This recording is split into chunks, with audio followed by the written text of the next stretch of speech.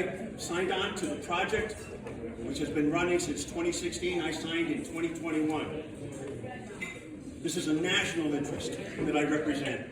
You see me standing here, but I represent 5 million people nationwide who have taken an interest in restoring the country. The way that we do this is using Article 5 of the Constitution. Article 5 is the means whereby we add amendments to the Constitution. Up until now, we've used the first of the two clauses within that Constitution, and that is through Congress. 2/3 of the House and the Senate propose amendments to the Constitution. Then it goes out to the states, and if 3/4 of the states ratify it, it becomes an amendment to the Constitution. But when that was being formulated in 1787, as they wrote the Constitution, they were 2 days away from signing it. 2 days away from signing it. George Mason from Virginia stands up and says, do we think that this country that we put down on a piece of paper, this nation, this government, that if they take it away from the people, take rights away from the people, that they'll just give them back? And there was laughter. They all laughed at him. Of course not, George. That's not going to happen. He says, well, that's all we've got right now. All we've got is the Congress to propose amendments to the Constitution. If there's something that people want done and they don't want it done, it's not going to get done by them. So what do? They sat there for 2 months working on the Constitution. From May to September. They worked on the Constitution, 2 days away from signing it, and now they've got a problem because they forgot the American people.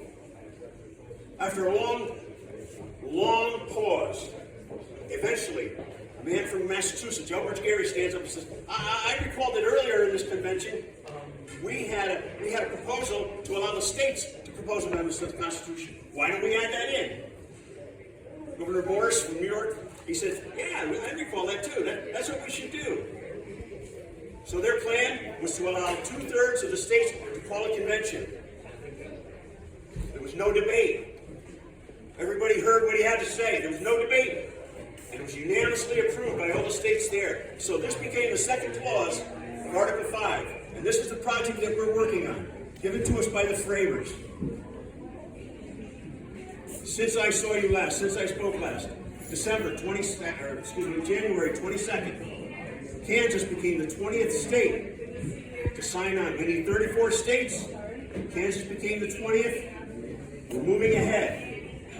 We're moving ahead because we're persistent. Like I said, we have 5 million people nationwide. Kansas was a 2-year project. Back in 23, we had excuse me, folks, am I interrupting over there? Am I interrupting your conversation? 2/3 of the states are needed.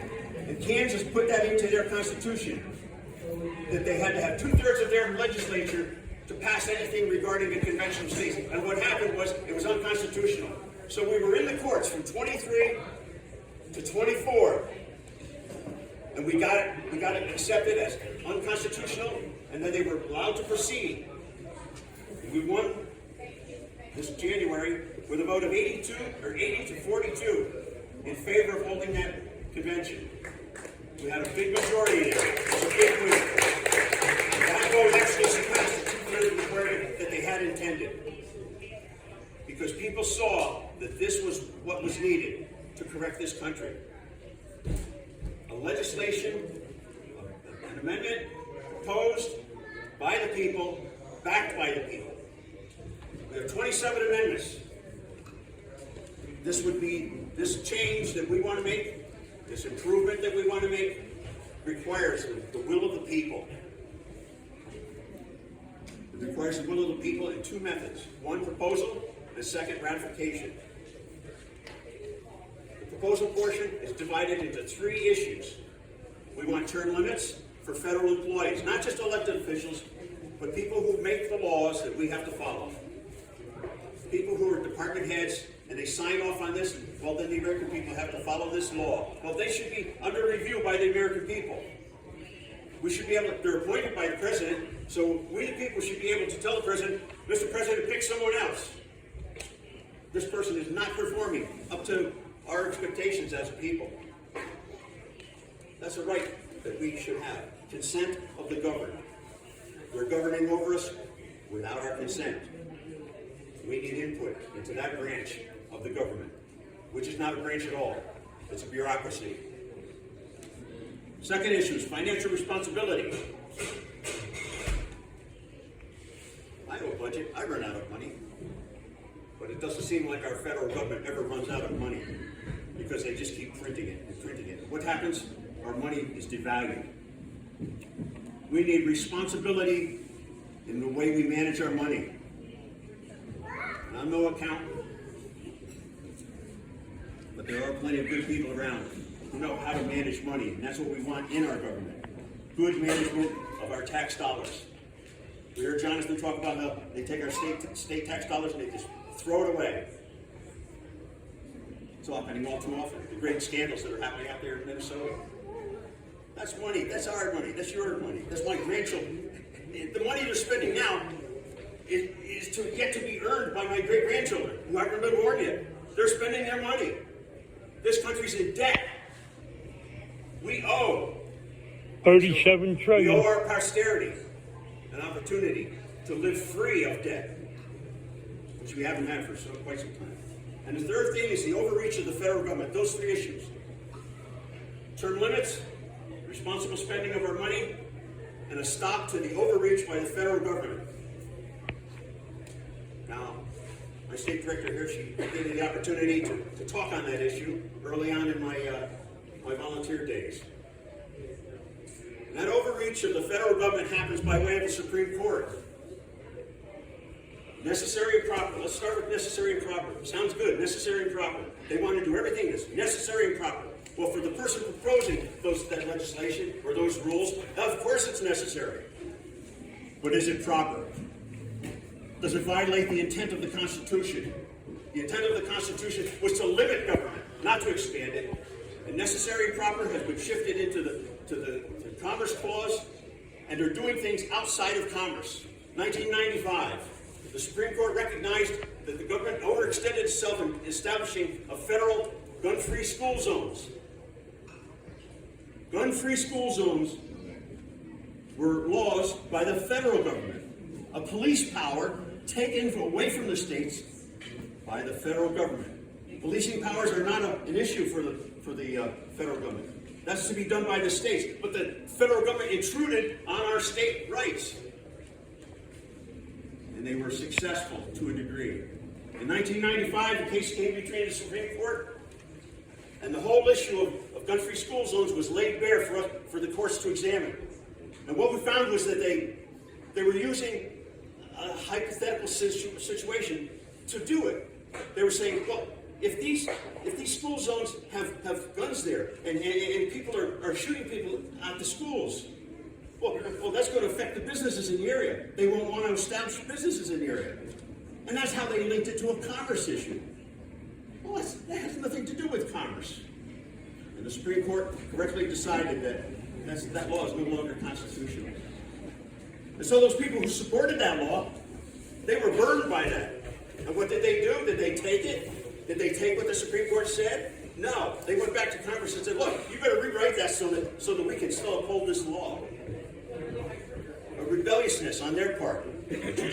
Judicial court decided, here's what the issues are, here's what you're allowed to do under the Constitution. Under the Constitution, they're not allowed to do that. Another case, Rickert versus Filbert, 1942. 1942, the government was interested in regulating the economy. In particular, the sale of wheat. A wheat farmer in Ohio had 21 acres of his land. And he was told that with his land he could only put crops, a wheat crop, on 11 acres.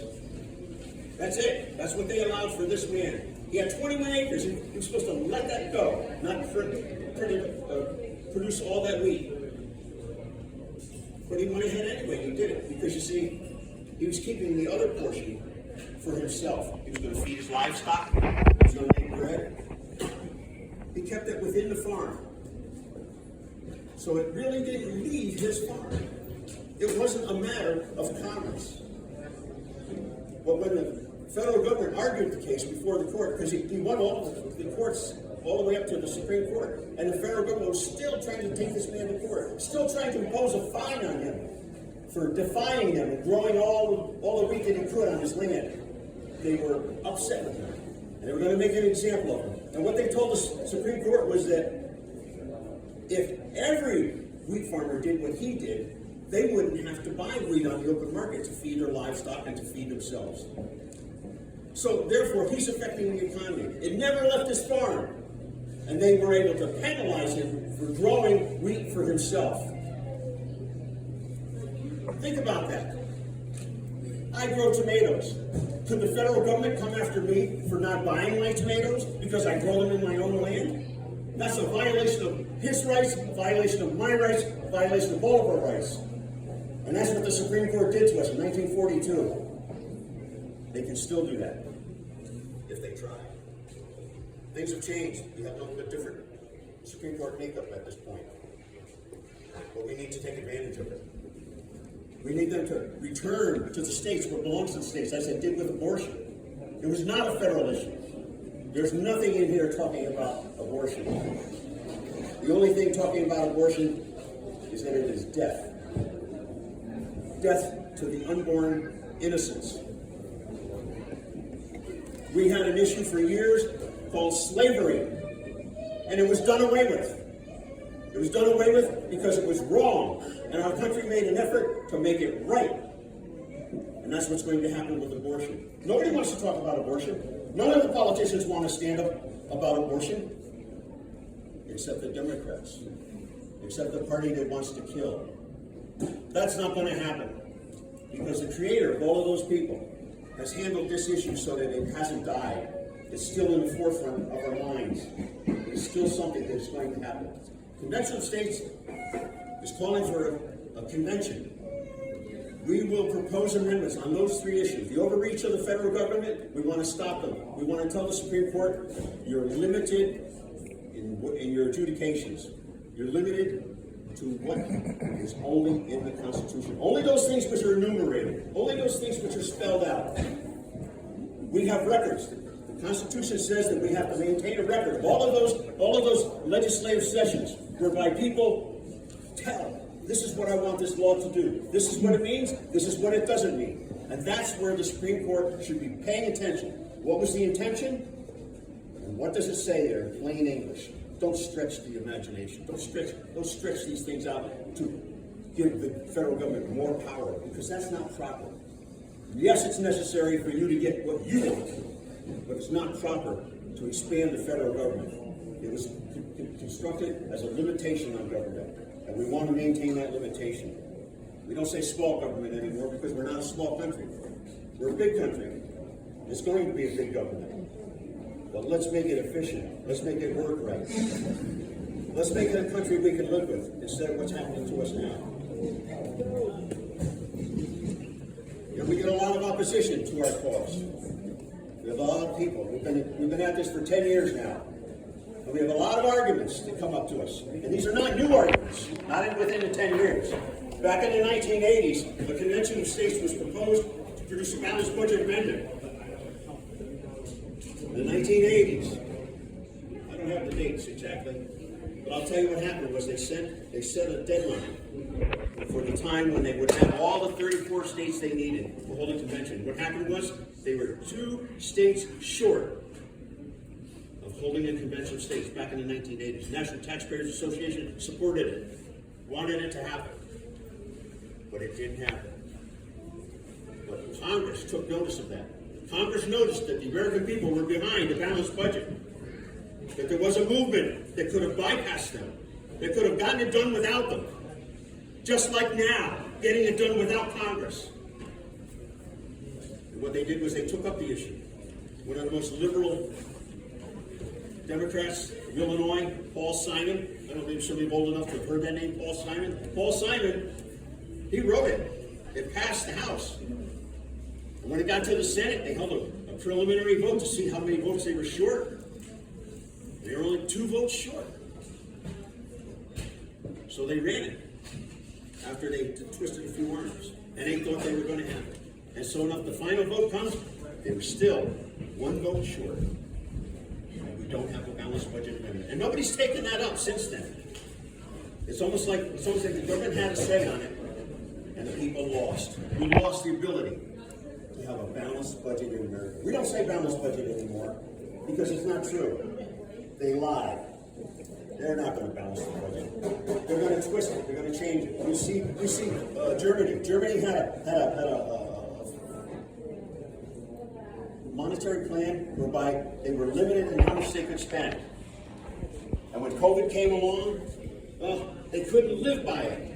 So they had to change it. And you know, Germany's still working to try and get back to what they had. They can't get back there yet. They can't get back to the framework which is going to ensure that they don't go deeper into debt. We have to fight the government in these matters. The Connecticut team collects petitions.